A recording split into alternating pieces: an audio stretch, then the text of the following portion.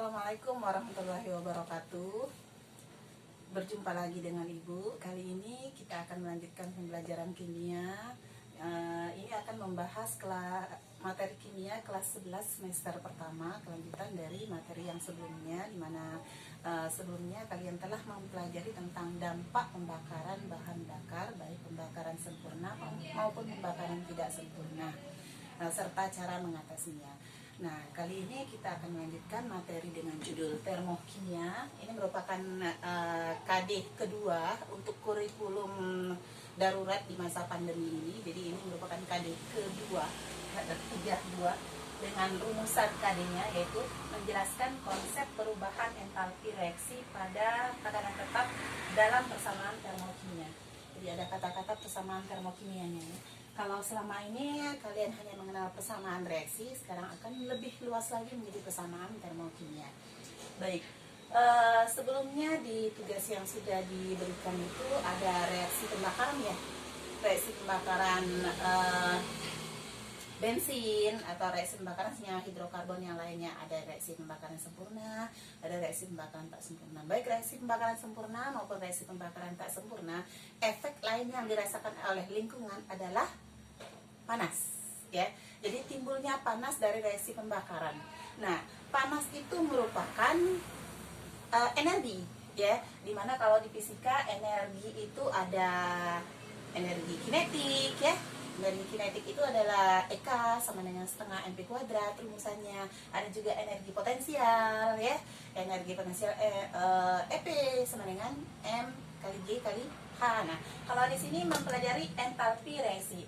Apa kaitannya energi dengan entalpi reaksi? Kalau energi itu kan energi itu dimiliki oleh suatu benda, ya. Tapi kalau entalpi reaksi itu perubahan energi yang dimiliki oleh suatu, kalau kimia kan bendanya adalah zat, ya, zat kimia. Jadi misalkan reaksi pembakaran bensin, berarti bensinnya adalah isooktana, ya. Isooktana itu C8H18, rumus molekulnya saja C8H18, tidak perlu dituliskan rumus strukturnya. Dibakar dengan oksigen. Pembakar umum adalah oksigen, ya. Pembakarannya kalau oksigennya banyak, melimpah, maka terjadi pembakaran sempurna, ya. Pembakaran sempurna menghasilkan CO2 dan uap air H2O. Nah, ini kalau disetarakan, ini 8, ya. Ini berapa? Ini 9. 16 tambah 9, 25. Jadi O2-nya adalah 25/2. Nah, ini reaksi pembakaran ini, sekali lagi tadi dirasakan oleh lingkungan adalah kalau mendekati tempat pembakaran itu panas, ya. Ya, kalau bensin dalam mesin kendaraan, ya. Tapi bisa juga mesinnya dipegang, ya. Panas kan terasa. Ada entalpi reaksi. Nah, delta H ada misalkan min X kilojoule. Jadi ada kilojoule-nya, satuan dari energi joule, bisa juga kalori. Baik. Ini adalah salah satu contoh reaksi. Ya, salah satu contoh reaksi yang menghasilkan suatu energi. Energinya itu adalah min X kilojoule, dan min X kilojoule itu adalah entalpi reaksi pembakaran bensin ini. Baik, kita bahas lebih lanjut, ya, bahwa pada suatu reaksi, jadi misalkan ini, atau reaksi yang lain lah, reaksi ini HCl, asam, larutan asam klorida ditambahkan dengan pita magnesium, ya, larutan asam klorida ditambahkan dengan pita magnesium. Ini akan menghasilkan H2, gas hidrogen, dan MgCl2. Ini larutan. Ada juga, ya, ini aja dulu. Ini misalkan di tabung reaksi. Tabung reaksinya berisi larutan HCl nih. HCl. Terus dimasukkan logam pita, ya. Logam magnesium berupa pita magnesium sekian sentimeter, ya. Ini Mg-nya. Ini akan terjadi gelembung-gelembung gas sedikit, ya. Dan kalau dirasakan tabung reaksinya menjadi panas, ya. Maka ini disebut dengan ada sistem, ya. Ada sistem. Sistemnya apa? Ini sistemnya adalah persamaan reaksi. Ya, sistemnya adalah HCl plus Mg dan menghasilkan H2 dan MgCl2. Di luar sistem, artinya selain dari larutan tersebut, itu adalah lingkungan. Jadi ini lingkungan. Nah, sistem tadi akan melepaskan energi ke lingkungan. Maka jenis reaksi seperti ini disebut dengan reaksi eksoterm. Ya, kita sudah masuk ke jenis-jenis reaksi berdasarkan perubahan entalpinya. Jadi salah satunya adalah reaksi eksoterm. Ada juga reaksi kebalikannya. Jadi dari lingkungan, sistem tadi menyerap energi dari lingkungan. Ya, jadi kebalikan panahnya seperti ini. Ini bukan untuk reaksi yang ini lagi. Ini misalkan reaksi pelarutan urea. Ada yang pernah melarutkan urea dalam air?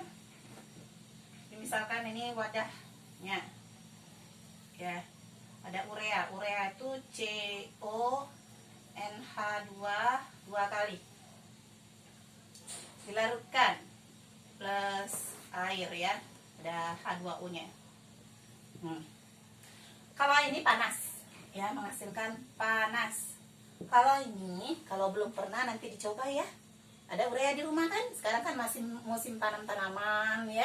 Nah, biasanya salah satu pupuk yang digunakan adalah pupuk urea, ya. Nah, kalau urea dimasukkan dalam air, maka kalau dipegang wadahnya itu menjadi dingin. Kebalikan, ya. Kalau asam klorida ditambah dengan pita magnesium jadi panas. Tapi kalau urea tambahkan air, aduk-aduk, malahan jadi dingin. Ya, tidak dengan ditambahkan es batu, ya, dia dingin dengan sendirinya. Nah, maka reaksi yang ini reaksi pertama, ini reaksi eksoterm. Reaksi yang kedua ini adalah reaksi yang endoterm. Ya, ini reaksi yang endoterm. Jadi sekali lagi, reaksi eksoterm itu perubahan entalpi dari sistem ke lingkungan. Maksudnya sistem melepaskan energi ke lingkungan. Itu reaksi eksoterm. Ingat saja kata ekso. Ekso itu keluar. Apanya yang keluar? Energinya. Ya. Jadi entalpi sistem itu berkurang. Entalpi lingkungan bertambah. Ya. Terus yang kedua, jenis reaksi yang lainnya, yaitu reaksi endoterm. Kalau dilihat tanda panahnya, berarti perubahan energinya, aliran energi dari lingkungan ke sistem. Berarti energi sistem bertambah, energi lingkungan yang berkurang, ya. Nah, kalau dibuat dalam persamaan termokimia, kita nanti akan lebih mengenal persamaan termokimia. Maka ada seperti ini. Nah, jadi persamaan termokimia itu adalah persamaan reaksi, ya, ditambah dengan nilai delta H. Delta H-nya bisa negatif, bisa juga positif. Apa bedanya? Delta H negatif untuk reaksi yang melepaskan energi atau reaksi yang eksoterm. X-nya itu adalah angka, ya, bilangan. Dengan satuan boleh kilojoule, boleh kalori, ya, kilokalori maksudnya. Dikonversikan saja. Bisa juga reaksi lain delta H-nya positif. Jadi kalau eksoterm delta H-nya negatif. Kalau yang endoterm nih, reaksinya memiliki persamaan termokimianya, delta H-nya bernilai positif X kilojoule. Ya, jadi kalau mau dibuat kesimpulan tentang jenis-jenis entalpi reaksi ini, ya, jenis-jenis reaksi untuk perubahan entalpi. Ada reaksi yang eksoterm. Tandanya apa? Pertama, melepaskan panas, ya. Yang kedua, delta H-nya bernilai negatif. Atau kalau dilihat dari aliran energinya, sistem melepaskan energi ke lingkungan. ada 3 minimal. Terus reaksi yang kedua yaitu reaksi endoterm. Reaksi endoterm itu ditandai dengan dalam persamaan termokimianya delta H bernilai positif, ya positif, kebalikan dari yang eksoterm. Terus terjadi perubahan suhu, jadi suhunya menjadi lebih dingin, ya, jadi lebih dingin, serta arah aliran energi dari lingkungan ke sistem, atau bisa juga disebut dengan sistem menyerap energi dari lingkungan. Nah, sampai di situ kalau ada yang ingin ditanyakan boleh melalui komentar di Google Classroom ya, atau boleh ditanyakan langsung ke Ibu melalui WA WhatsApp group ya.